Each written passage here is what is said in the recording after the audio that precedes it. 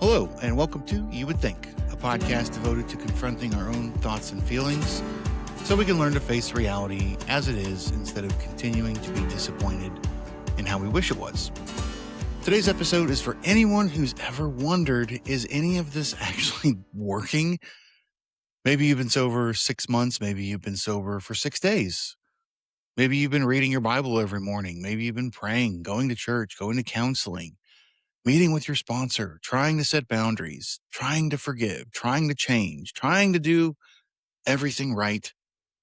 And if you're really honest, it still feels like your life is just getting chopped up into smaller and smaller, unproductive pieces. It seems like your life is getting more difficult and less rewarding. If that's where you are, don't give up. Because today I want to show you something that completely changed the way I think about recovery, spiritual growth, and God's process of transforming our lives. And here's the interesting part.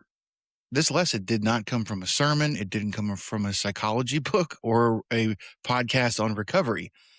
It came from a woodworking video on YouTube. So instead of my usual episode outline, I just want to tell you a story.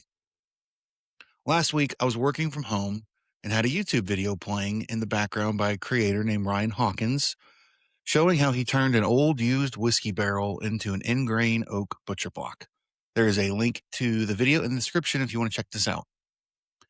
If you've ever watched woodworking videos, you know they're oddly relaxing. The drone of power tools, sawdust collection, smooth cuts, perfect miters, and clean lines. Kind of thing you throw on while you're doing something else. Truthfully, I wasn't really paying attention. I just had it on in the background. And a few days later, I was driving to church to get ready for our Free Indeed recovery meeting, as I often do, and I was praying, Lord, besides what I've prepared, is there anything else you want us to talk about tonight? Almost immediately, that woodworking video came back to mind. And then something happened that I can't really explain. The whole illustration just unfolded. It wasn't like I was trying to come up with or piece together some special analogy. It felt more like I was just reading something that had already been written. I realized this wasn't just another YouTube woodworking project. This was a portrayal of recovery and sanctification. The craftsman wasn't just a craftsman, and the barrel wasn't just a barrel. Every cut, every pass, every tool, every stage of the process was telling the story of what God does in us when we surrender to His will. Then this verse came to mind. For we are His workmanship, created in Christ Jesus for good works, which God prepared beforehand that we should walk in them. Ephesians 2:10. Bingo. That's the key. Because this is not a story about how hard we work. This is a story about the skill, care, and vision of the craftsman. One thing I love about woodworking is that the craftsman begins with what nobody else can see but him in mind. Think about that. Most people would look at an old whiskey barrel and see something that's worn out, beat up, scarred, burned, empty, weathered, useful only for decoration or maybe firewood. But the craftsman sees something entirely different. He sees an artisanal ingrain oak butcher block before any of the work begins. And that's exactly how God looks at us. We see an addict, an alcoholic, a divorce, shame, anxiety, codependency, pride, anger, failure. We see our condition. God sees His finished workmanship. Okay, now that the basic understanding of the elements are laid out, let me walk you through what happens at each stage of the video. First thing, at 0 minutes and 0 seconds, he starts removing the steel hoops that hold the barrel together. One by one, they pop off. And then, after some pounding and prying to the lid, it kind of reminds me of how Jesus stands at the door and knocks, everything collapses. The staves scatter across the floor. If you've ever seen a barrel dismantled before, it's almost violent. But here's what's fascinating. The barrel couldn't become anything else until it stopped being a barrel. And God can't transform the version of me that's still pretending to be someone else. Recovery works the same way. Most of us spend years trying to hold ourselves together, trying to convince everyone and maybe ourselves that we're okay, that we're going to figure this out. Then one day, The hoops come off, the lies stop working, the addiction catches up, the relationship ends, and the consequences arrive, and everything falls apart. Ironically, that's where healing begins. See, step one of recovery isn't getting stronger, it's giving up and admitting we're powerless. We can't hold this all together. Recovery doesn't usually begin when life gets better, it begins when pretending becomes impossible. God often doesn't heal us despite surrender, He heals us through surrender. Then comes the longest part of the video. At around the 2-minute mark, he starts milling the burnt and crooked staves. The miter saw, the joiner, the planer, back to the miter saw, then the table saw, again and again and again, over and over. If you stopped watching here, you'd probably think, does this guy ever do anything besides plane and cut boards? Because for almost half the video, that's what he's doing. The same process repeated over and over again. It becomes rhythmic and repetitive. And recovery feels exactly like that. The irony is, the less exciting recovery comes, the more you're probably healing. Going to meetings, praying prayers, reading scripture, serving at church, meeting with your sponsor, taking daily inventory, and repeat. Nothing flashy, nothing viral, nothing dramatic. Just another pass on the planer and another bit trimmed off by the table saw. Here's something I've been thinking about. Maybe relapse isn't the biggest temptation. Maybe boredom is. We assume that because today's meeting felt like last week's meeting, nothing happened. Or we assume because today's Bible reading didn't produce goosebumps, God must not be working. We confuse repetition with stagnation. We forget that the consistency of discipline lasts while the spike of motivation fades. And in woodworking, it's the same. Repetition is how precision happens.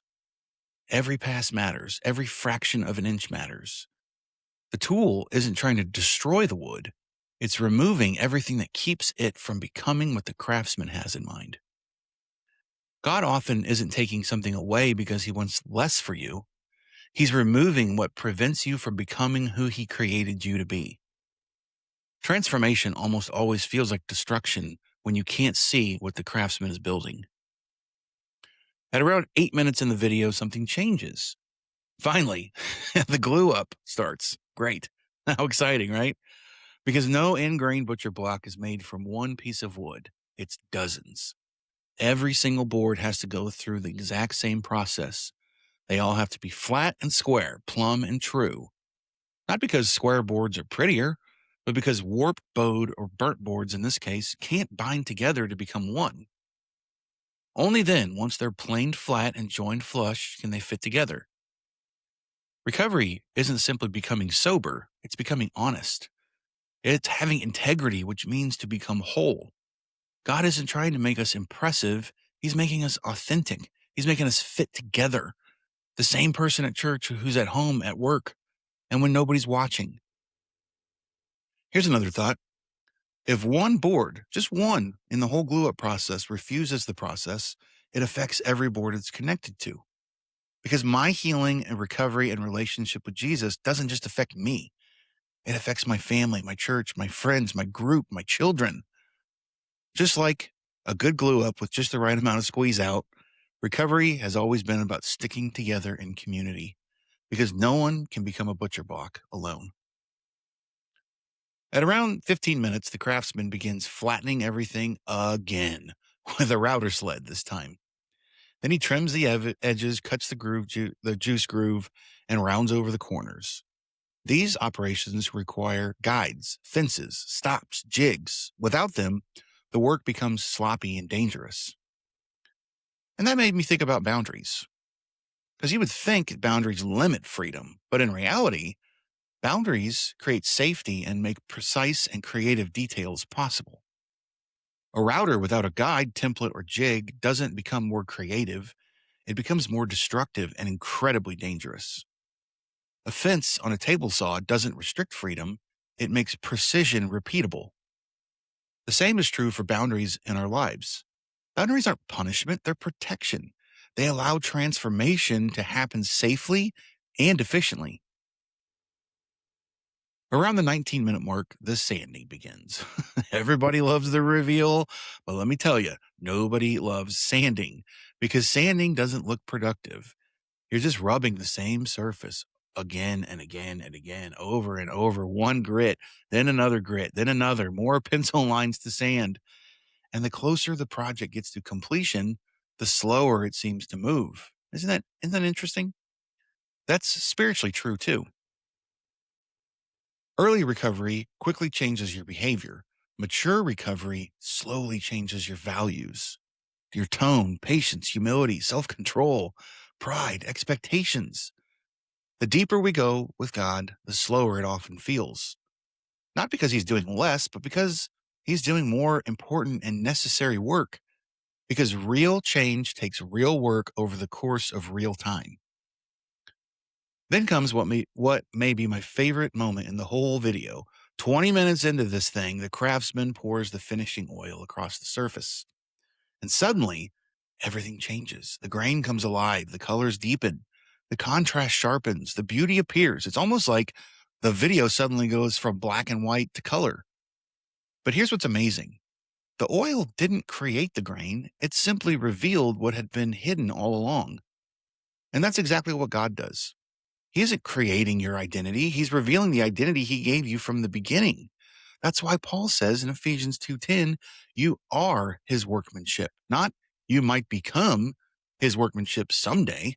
You already are. God is revealing what he created in you. The final steps are beeswax to seal the surface, a little polishing, and then the finished butcher block. If you only watched the last minute, you'd think it happened quickly. But let me tell you, it did not. And I will say that he left out probably double, if not triple, the amount of work that he actually did out of the video. See, the process lasted 22 minutes, but the reveal only lasted 1 minute. And that's exactly how the recovery process works. So if it feels like you're on a table saw right now, don't assume God has abandoned the project. Maybe you're just watching the wrong timestamp. At 0 minutes and 0 seconds, everything falls apart. At 4 minutes, it's just another cut. At 10 minutes, it's still confusing. At 19 minutes, all you see is sanding. But wait till the end. Every cut, every pass, every setback, every splinter, every piece of some sawdust was a part of something beautiful. Maybe what feels like destruction is actually the careful removal of everything hiding what the craftsman has seen all along. Because scripture doesn't say you're becoming his workmanship. It says you already are. The craftsman isn't wondering what he's making. He knew before he ever picked up the first tool.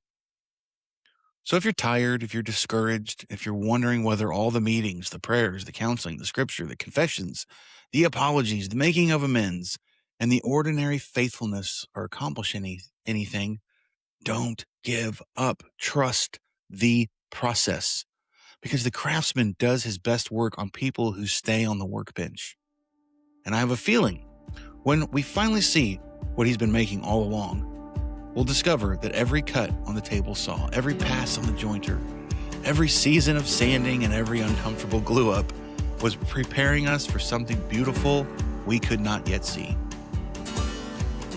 If you've enjoyed this content, please like, subscribe, follow, leave a comment, and share it with someone you love. And if you don't feel comfortable leaving a comment, have a question, or if you're interested in one-on-one coaching, please shoot me an email, which is in the description.